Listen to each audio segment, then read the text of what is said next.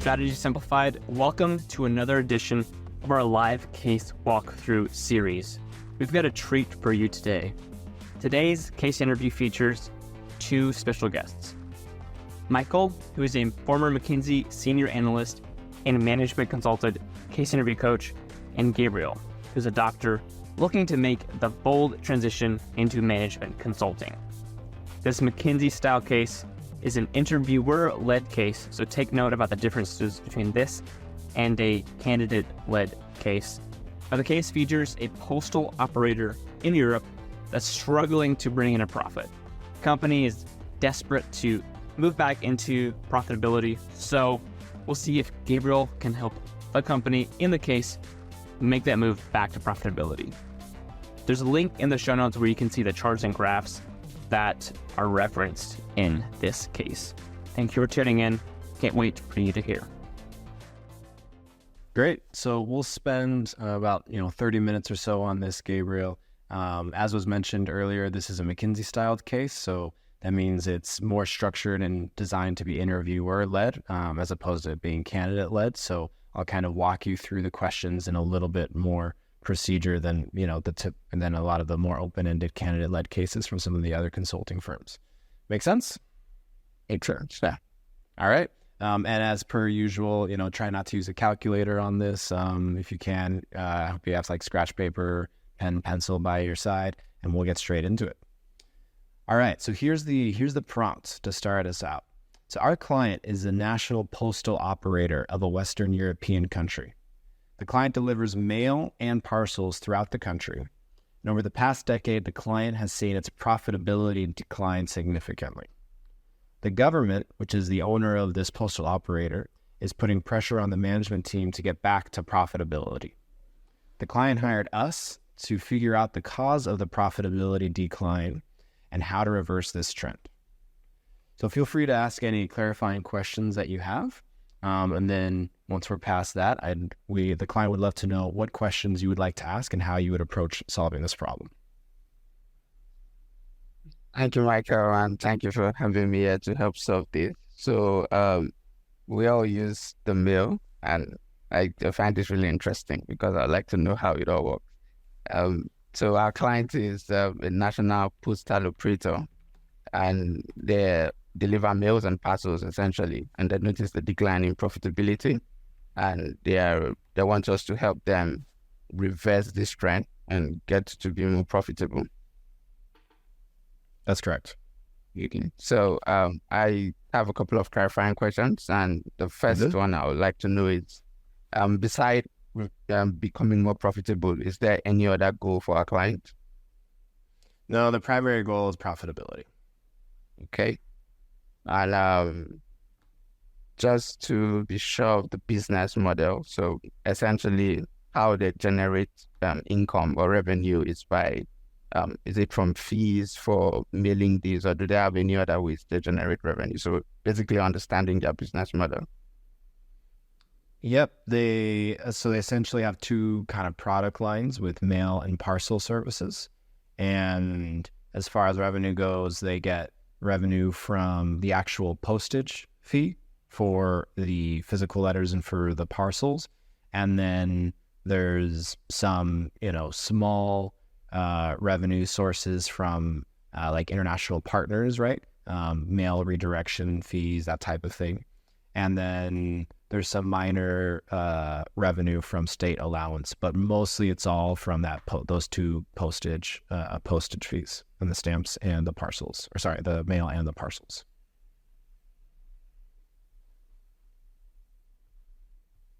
Okay, so that's very helpful.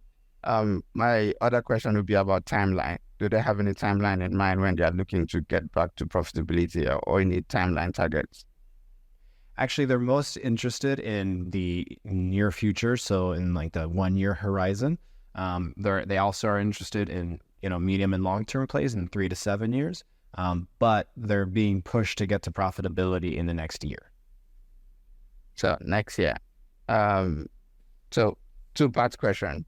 One is what's their profitability right currently in terms of numbers, and do they have any targets in mind in terms of margins? Then secondly, what's the competitive space like?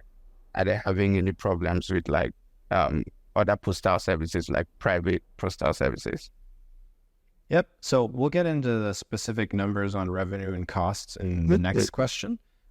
For the competition, they're the dominant player in the market, but there is some minor private competition from the kind of private postal industry, like your FedExes, UPSs of the world. They're relatively minor compared to the postal service, though. Okay. So I would like to take 1 to 2 minutes to structure how I would like to approach this, and I'll walk you through my thought process. Okay. We'll be right back after this quick break. We've worked with ballet dancers, doctors, teachers, engineers, and all other forms of underdogs to help them break into management consulting. And we'd love to help you do the same through our Black Belt Case Prep program. In Black Belt, you receive one-on-one mentorship and prep support from a former McKinsey, Bain, or BCG consultant, 8 hours in total. Your coach will develop a personalized plan for you and guide you through that plan via drill-based coaching sessions. Black Belt also includes resume and cover letter edits, because case prep is only so good if you don't get the interview. In addition, Black Belt gives you a digital suite of comprehensive training materials covering everything you need to know about management consulting recruiting. Last but not least, Black Belt gives you a private group training session on the fundamentals of consulting recruiting. 80% of Black Belts land offers, which is why it's the world's most effective consulting prep program. If you're ready to quit wasting time in your prep process, join today. We've seen it all. Chances are we've already helped someone in your specific situation land a consulting offer. We regularly sell out our Black Belt cohorts, so check out the link in the show notes to grab your seat today. Okay, so I'm back, and to help our clients, which is the government essentially, to solve this profitability problem, there are 4 things I would like to consider. So the first thing would be to look at the financials, because profitability stands out as the most important problem to them. So under that, there are 2 major things I would like to consider. One is revenue, and 2 is cost. Under the revenues, I would like to look at the postage fees and what they are like, and benchmark them against the competition, and also look at the number of mails we are currently sending out currently. Then under cost, I would like to look at what are the costs associated with this. Do we have to set up postal offices or more drop-off points? Also look at like labor cost. So essentially looking at the fixed and variable component of our cost. The second thing I would like to consider is the market. So to look at the market, I would like to understand the market size for the postal service industry. Also look at the growth, the trend. So is it a growing market? Is it a matured market? Or is it a declining market? So what's happening? Are people now sending more mails, like emails rather than physical mails? Do we have so essentially what's happening in the market overall? So looking at the size and the trends. The third bucket I would like to examine is the competition. So we've already said that they are the major players. However, there are other players in the industry. So looking at the private competition and essentially what is that differentiator, what is the unique thing the competition is bringing to the table. Then also benchmarking our profitability against the profitability of the competition and actually figuring out what exactly they're doing different. The fourth and final bucket I would like to examine is basically socioeconomic factors. So what's happening in the economy? Are we in recession? Are people just generally purchasing less and mailing things less or communicating less? And also like what's the political climate? Have we, as the postal services, is there any negative branding associated with the postal service? So these are the 4 things I would like to examine. So to start, I would like to look towards profitability. So essentially looking at the revenues and costs, which is the most important thing in our client's mind. Okay, great. Well, you set me up very well then for the next question. So moving into the next question here, the team put together 2 exhibits based on revenue and costs. So based on exhibit 1 and 2, what can you conclude about the source of the decline in profitability? And what hypotheses do you have on how we can get back to profitability? Okay, so exhibit 1 is essentially a bar chart, or a stacked bar chart, telling us about how revenues has behaved over the last 5 years. And just very quickly, something that stands out very clearly is that the share of revenue coming from mails has been declining year over year. Okay. And the share of revenue coming from parcels has been increasing rapidly. We can, in an opposite fashion. So we cannot, the other thing to see here is that peak revenue was in 2018, which is 5 years ago.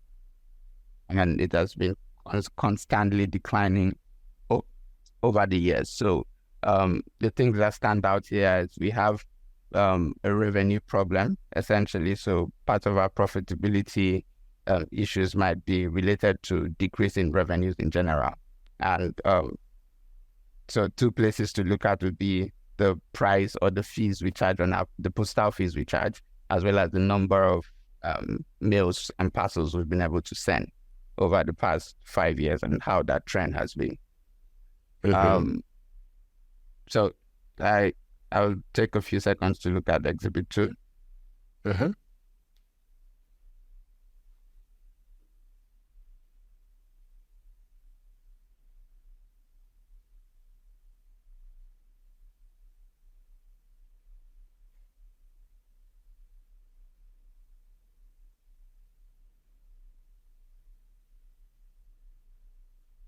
Not very clear, so I'm actually struggling to look at the legend. Do you want me to full screen it? Yeah, that would be helpful. Every plan, yeah. No worries. That should have everything that's still involved in the slide. Yeah.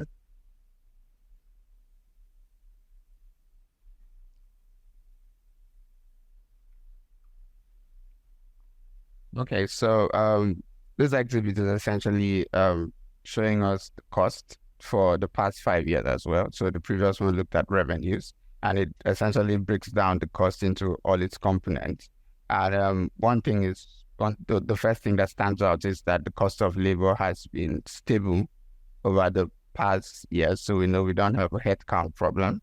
And but what we can see very clearly is that the amount of cost allocated to depreciation has been increasing over the past 5 years. So 2 things stand out, or 2 things we could derive from that could be, one, it could either be the way it's reported on accounting, so like the accounting method by which depreciation is reported.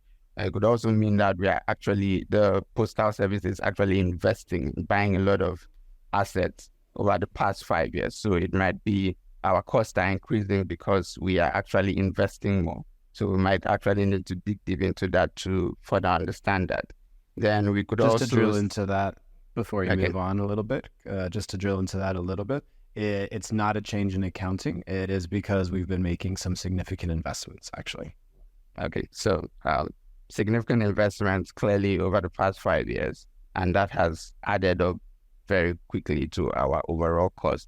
Outside that, everything has essentially stayed the same, except for the investment cost. The second part of the chart is actually looking at labor. So even though labor has stayed the same over the years, it's been the cost of people for parcels. I'm not exactly clear on what the legend means, but clearly something is happening within the cost in terms of the allocation for labor. Yeah, for the second one, the cost of people is essentially the FTE split, so the full-time equivalent split between people that are dedicated to operating any of our back-end processes, front-end processes for parcels versus for mail, because they're essentially 2 different types of product lines, and they involve a lot of differences in terms of how they're managed. Okay, so we can see that the cost of people for parcels has been increasing gradually, and while the cost of people for meals has been decreasing gradually. So what that could just mean that our clients are asking, or the customers of our clients are asking for, or are using the parcel service more than the mail service. So essentially people are sending more parcels than they are sending meals. And this could also be like a technological issue, because people then send more emails and try to send stuff electronically than sending them physically. So in terms of suggestion for next steps, what we can see is that there's a revenue problem. Also, there's a cost problem in terms of based on our investment over time. So two things I'd like to look at would be dig deeper into how the revenues are broken down, as well as how what the investments we've made over time and how this plays out into our future projections. Interesting. So for revenues over time, you mean something other than this, or what do you mean by that? So what I mean essentially is we saw peak revenues when the peak of revenues in the past 5 years was in 2018, and it's been declining steadily. And two components play into revenue, which is the postal fees or the price we charge for anything we do for our customers. And the second part is the total number of parcels we are just sending in general. So actually drilling down to know which of these two components has changed over the past 5 years. Gotcha. Okay. Well, I don't know that I have any information specifically on that, but I think one additional piece of information that will help you on this is essentially the market split, the global market split between mails and parcels at the moment. So I have a little bit of information on this, and I'm curious if this affects your perspective on your thoughts and hypotheses that you just provided. We'll be right back after this quick break. Have you ever heard a new digital trend and thought to yourself, okay, does this really matter? Asking the right questions helps you cut through the noise and get down to what matters most. I'm Jim Hertzfeld, host of the What If, So What podcast, where we discover what's possible with digital and figure out how to make it real by asking what if, so what, and most importantly, now what? Subscribe and listen, and together we can turn big ideas into tangible actions so you can get shit done.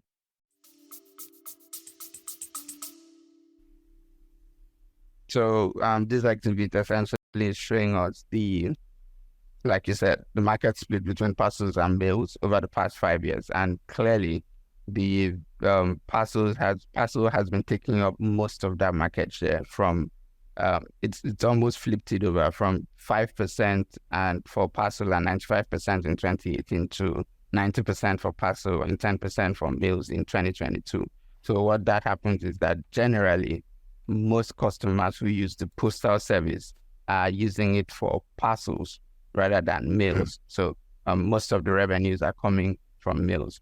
So I would suggest that one way we could look at this is to actually see how we can rebrand the capabilities and more like reorg rather than rebrand. So reorg the capabilities and the employees and everything for the postal services to follow the market trend, which is more people are asking for the parcel service than they're asking for mails. So essentially shifting in more into dedication towards parcels and towards mails is what you're suggesting, right? Yes. Okay. That makes sense. Any other thoughts on these exhibits before we move on? Nothing for now. Okay. So I'm going to leave these on the screen because you can use the rest of these 3 exhibits you can use throughout the rest of the case. And if you need them all up at some point, let me know and we can rearrange these. So management thinks at the client that there might exist certain redundancies between employees for mail and the parcel service lines. So they have the question of by how much should the workforce for mail delivery, specifically the mail delivery subgroup, be reduced in order to get back to profitability.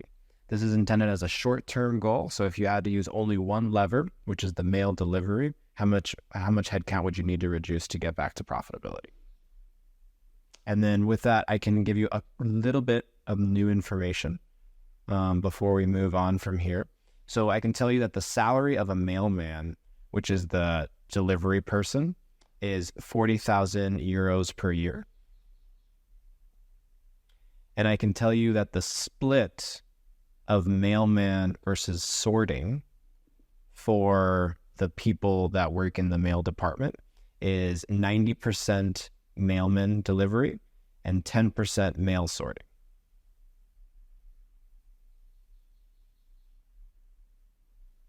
Okay. So essentially what we're trying to do here is to figure out how much of the staff reorg we should do in terms of moving those who are currently doing mail service to parcel service, right? It's actually, we think that it's actually redundancies that exist now. So it's less about moving, and the current hypothesis is more about doing significant layoffs in the mail department. Okay.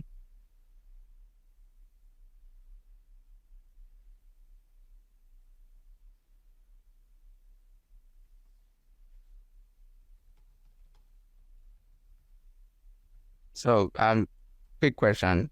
The salary for 40,000 euros, that's for both whoever is doing mailing and for both those doing mailing and sorting, they earn the same amount of Yep, they annual both salary. have an average. That's correct. They both have an average salary of 40,000 per year.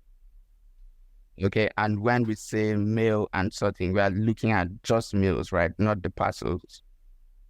That's right. We don't want to fire anyone from parcels, but we think we can fire or we can lay off a substantial number of the mail delivery or mailmen that are in the mail department. Okay, so do we have any information on like the numbers we are looking at in terms of any benchmarks? In terms of benchmarks, no. So the new information that I have for you is the 40,000 per year and the 90-10 split. Otherwise, we have this cost information available for you. Yeah. I'll try to zoom in a bit for you. Okay.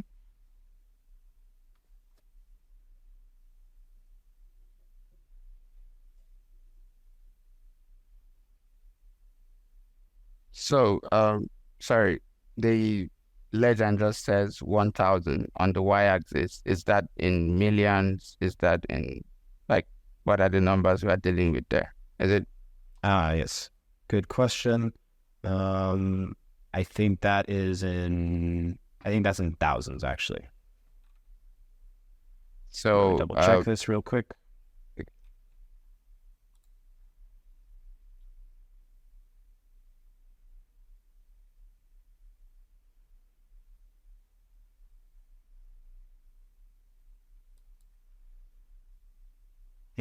Sorry, that's in millions. okay, so just to be clear, 500 there means 5 million or 500 million. Wait. Which one? Sorry? So I'm talking about the y-axis stuff on the cost graph. So I'm asking if That's 500 500 million. 500 million. Okay. So That's right. so what I'm trying to do here is essentially figure out how much we are spending on labor in general, which has stayed the same over the years. So essentially 1 billion since it's in millions. So we've been spending 1 billion on labor cost over the past 5 years. And we have this cost broken down into parcels and mails. And that has changed over the years, with parcels getting more of that pie, or a larger piece of that pie over the past 5 years. So essentially, I want to figure out how much we've been spending on mailmen salaries or mailmen cost over the past 5 years. Or essentially, maybe I'll just stick to 2022. How much we're currently spending, and how much I want to shift, or come up with an hypothesis of how much of that I want to shift to parcel by, of course, like you said, by laying off some of the staff on the mail side. Yep, I think that's right. So we're essentially targeting what's that? So we can, between the revenue and the cost here, come up with, what the gap is. And then based on that, I think we can come up with essentially our break-even number using the only lever that we have, which is laying off mail delivery employees. Okay.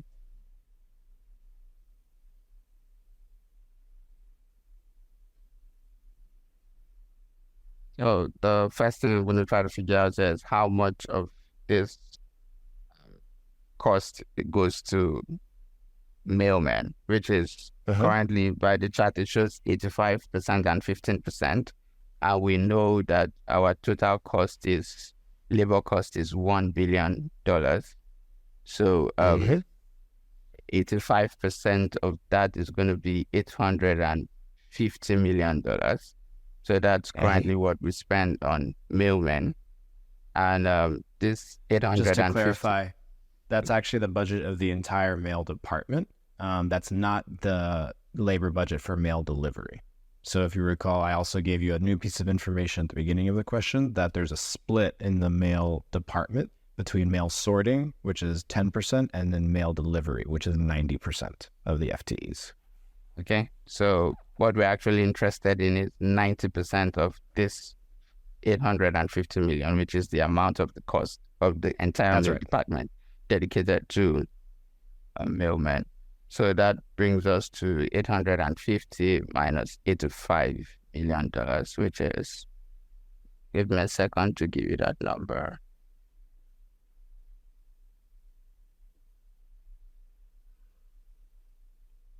So that would be 765 million in terms of total cost we spend on mailmen labor, just the mailmen.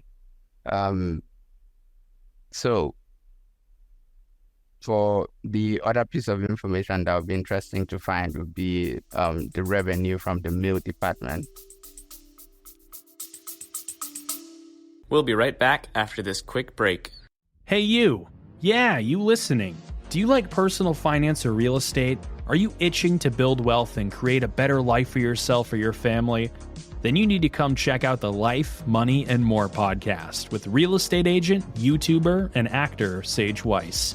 This isn't your average finance show.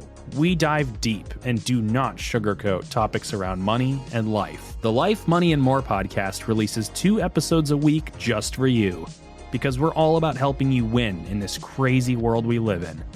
Come join the thousands of listeners on the Life, Money, and More podcast. So we don't have, well, I can give you this actually.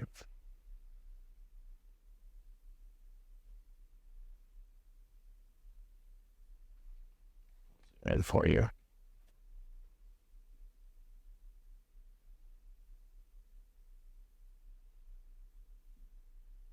Okay. And keep in mind, the management is more interested in getting to profitability for the entire postal service, not just for the mail department. Okay.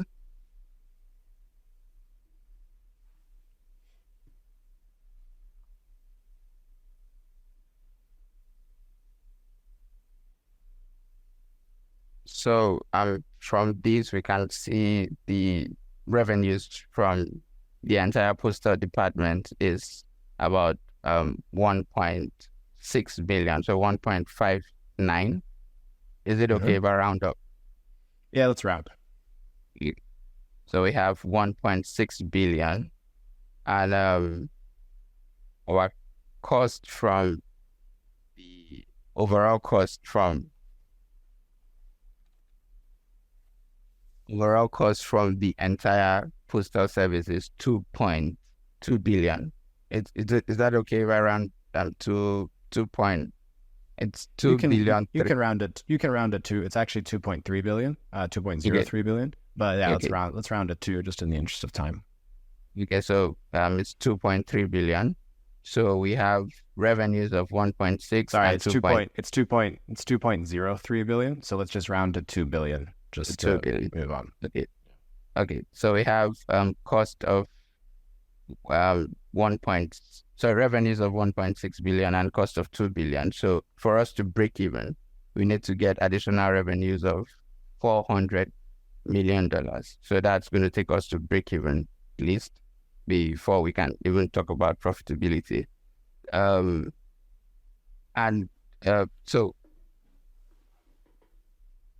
our mailmen currently, we spend about 765 million on labor cost for mailmen deliveries.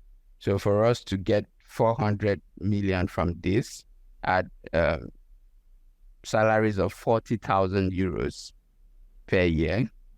So we are trying to cut down 765 million by 400 million. And to do that, we need to bring down that cost to 365. And to do that, we have 40,000 for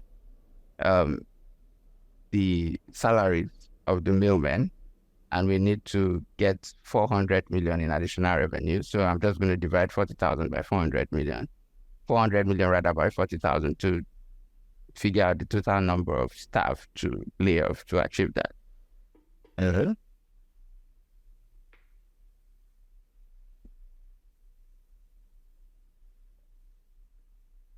So what we have is 10,000 staff. Okay, yeah, that sounds right. To break even at 2 billion. But we know our client is interested in profitability, not just break even. So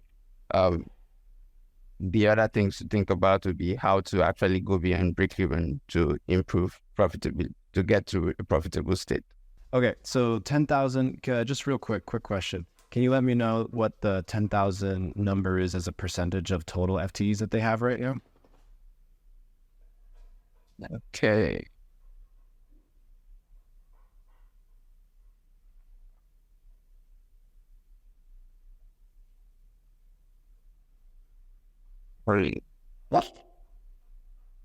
Sorry, I think I missed the number of the total FTEs. I'm not sure if you gave me worries. That. Yeah, so you actually could be able to derive that number. So the 765 million that you have, that's actually the budget that you have on mailmen. So you could divide that by 40,000. But in the interest of time, since we don't have that number readily available, and just with an eye so that we get time for feedback here, I'm just curious, what do you think? What are your thoughts then on the amount of layoffs that we're considering making? How feasible do you think that is, and do you think that actually helps us achieve our long-term goals?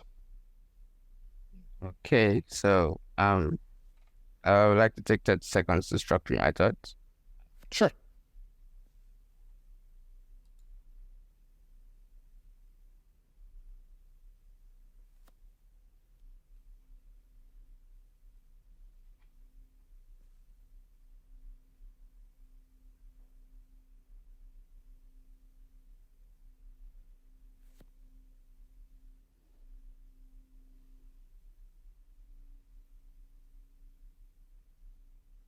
So if we decide to lay off 10,000 staff from the mail side, there are two things that could happen. So I would like to divide this into short term and long term. So in the short term, what we would see happen is we would get back to, at least we'll break even and start working towards profitability. The second thing we could see is probably related to the staff, which is a drop in morale in terms of what typically happens following layoff. In the long term, we could see a drop in profitability again, because the drop in morale we saw in the short term could lead to decreased staff productivity in the long term and take us back to the place we were trying to avoid. Also, we could see backlash. So we could face some political risks in terms of backlash from the populace, in terms of them not being happy with their family members, of course, being laid off. And what we could see is it would further drive down the profitability in terms of actually making people to maybe bypass the postal service and decide to go with our private competitors.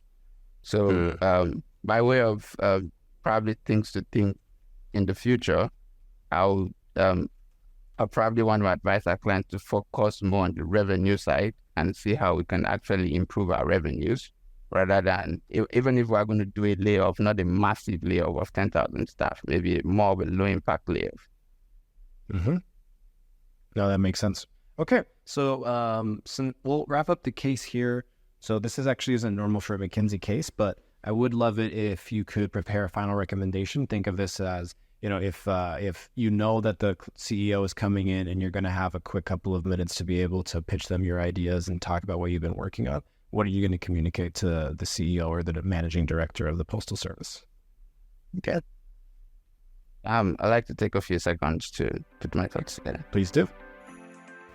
If you're looking for case practice partners, we can help.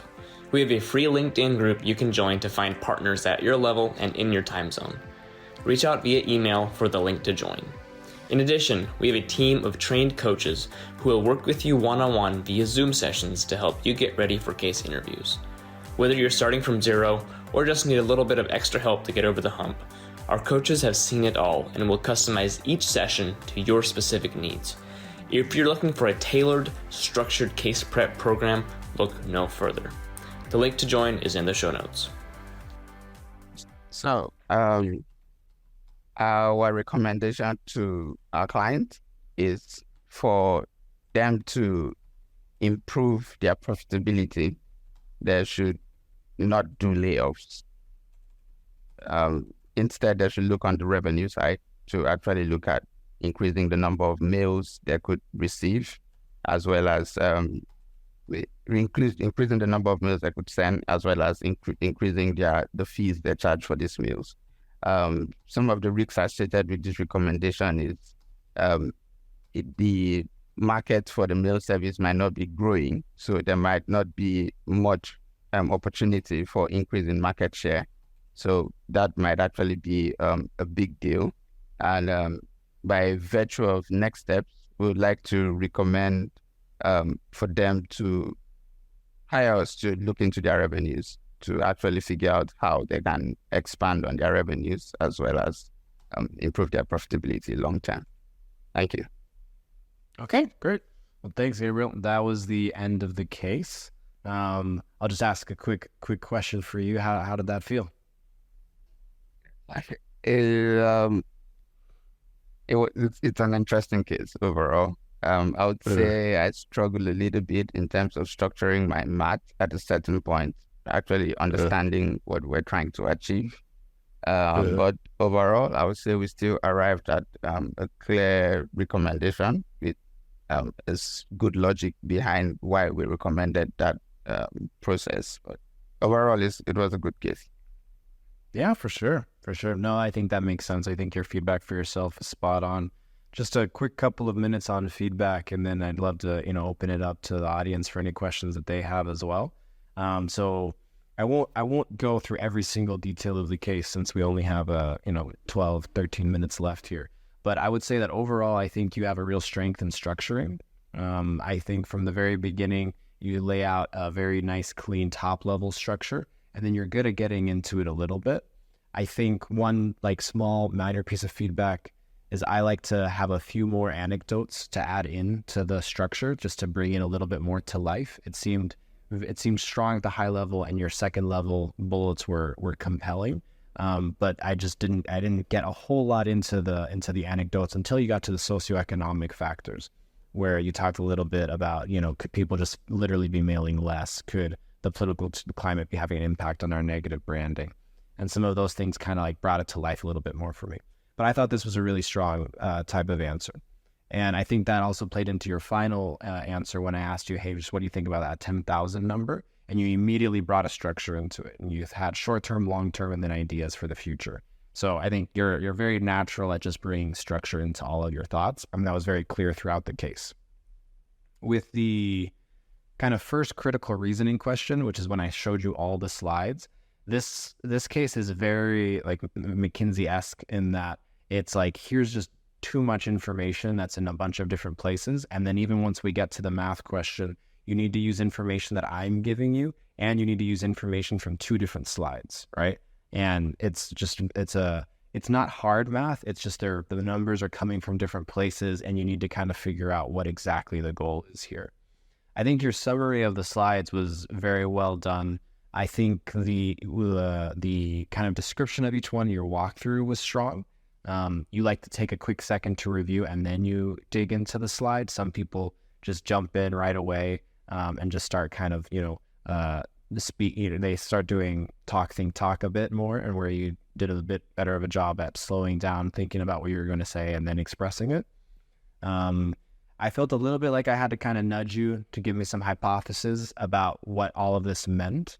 And the third slide, I think you kind of struggled because you'd spent so long on the first two slides, you struggled a little bit to understand like how that third slide was super relevant or how it impacted some of the thoughts that you'd had early on. But I think we got to a strong hypothesis of, hey, let's focus on parcels now, which is really where we're trying to get to with this case, right? This is all about, hey, focus on parcels. Let's move out of mail. So I think a little bit earlier hypothesis testing there would have been strong. And then on the math, with the math, this one is just, I think, good to be aware of. And I think this is good for our audience too. I like to think of like cases in math. There's really like two types of math questions, right? You've either got your like table math, or you've got your like algorithm math. And this is very much more just like table math. If you had just like Excel, this would be just the easiest thing in the world. It's just a little bit annoying because they're all in different places, right? And in some cases ask more like algorithm style math where you're like solving inequality or solving for an unknown factor, which isn't really like, I guess you're solving for an unknown factor here, but it's a very simple type of table math here, right? The only challenge here is that it's in a lot of different places. I think my strongest recommendation for you here is two components. First, feel free to boss me around a little bit more, especially if you do a virtual interview like this. Feel free to, ask for exhibit 1, ask for exhibit 2. Can you show me that revenue slide? Can you show me that cost slide a little bit? I felt like sometimes like I was kind of guessing where you wanted me to go, even though I felt like you knew which slide you wanted. You just weren't asking me for it. And when it's in this awkward virtual format like this, you are more than welcome to like boss your interviewer around a little bit and say, hey, can you show me that revenue slide back again? And then the second piece, you did a very good job of starting out with a little bit of this is where I think we're going. But then I think as we went through the case, you stopped punctuating your math and you started just telling me what your math was. And then I think you caught yourself a bit at the end and then you started summarizing a bit more. And I think the cleanest style of math, at least to keep the interviewer engaged, is you start with your structure, which is what you did, right? And then you come back to me at like significant moments, right? Like the precious moments, right? But you don't tell me like every single calculation that you're doing, because unless it's very natural to you, sometimes like teachers, like some high school teachers I've interviewed are just great at talking through every line of math. And for some reason, high school teachers and singers are really good at being able to tell you everything they're doing, and it doesn't sound awkward at all. But I think for the rest of us, it's a lot easier to start with, here's your structure at the top, and then you come back to me when you've done enough work that you want to test some questions, right? And I think because this one took you a little bit of time to figure out where you wanted to go, I think you weaved a little bit in and out of which style you were preferring, even though it seemed like your natural tendency is the former of, coming to me with like the precious moments, the big questions that you had. But we got to the right answer. If we'd have had a little bit more time, I would have pushed you on not rounding at all. But we were running a little bit short on time, so I wanted you to get to some of the questions there. And then the only big miss here, and it wasn't a miss, it was just you kind of skipped a step, is if we'd have done the FTE calculation, the result here was that we're considering firing something like 42% of the staff or something like that, which, the opposite. We're considering firing 58% of the staff, which is a little bit of a ridiculous number to talk about in the short term. So your final answer, which was, hey, let's focus a bit more on the revenue side. We can do some layoffs, but we don't want to focus just on the cost side when we have a revenue problem. That was the correct final recommendation and answer. But I just think we skipped a little bit of a step because we didn't have that logic, because you knew 10,000 was a big number, but I don't think we had that compelling piece of evidence that, hey, this is 58, almost 60% of the staff that we're considering firing right now. And that's not feasible for the long term. And if we want to actually maintain operations and, not flounder as a company. But otherwise, I think this was a strong case. I think, in general, for, an interview style environment, I'd say that you're definitely in the stronger end of performance. If you're in a first round interview, I definitely think that you would typically pass this type of case. And then potentially for a second round as well. Though I think there's some things, that you could get a little bit stronger on, but in general, I think this was a pretty strong case. Thanks for tuning in to this live case walkthrough led by Mikael. Did you know that you can actually work with Mikael one-on-one via one-on-one case or fit interview coaching? Well, you can purchase just an hour or two of coaching, or you can grab up to 8 hours through our Black Belt program. 80% of Black Belts land offers, and we love to help you land yours. So work with Mikael or another member of our all MBB coaching team via the link in the show notes. Take care. We'll see you around here soon.